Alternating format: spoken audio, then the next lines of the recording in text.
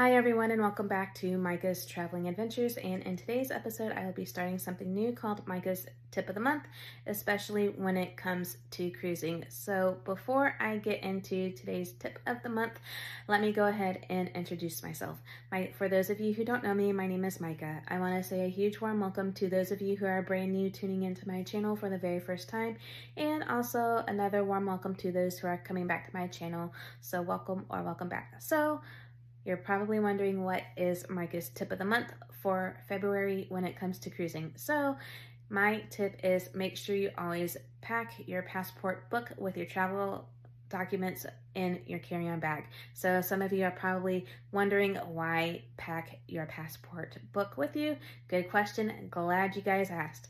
So the reason why I mention pack your passport book, this is something that my mom and I do regardless whenever we cruise on a closed-end cruise out of either Port Canaveral or Port Tampa Bay, since these are two ports that we frequent out of Florida. So this goes for any closed-end cruise out of either the state of Florida or Galveston or any cruise port within the continental US or internationally. Now, if you are sailing out of the continental United States on a closed-in cruise, I know most cruise lines will allow you to use a certified birth certificate for a proof of identification.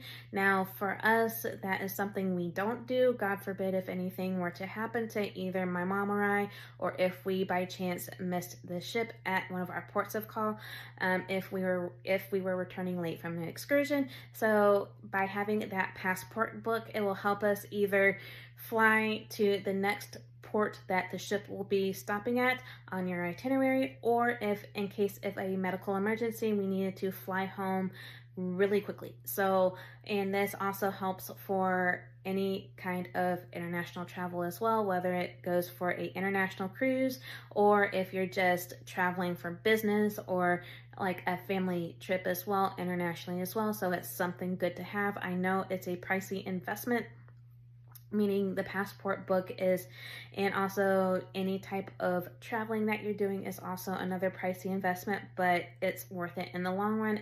I would rather say you better be safe than sorry to have something like this than be caught without it. So this is my tip of the month for the month of February.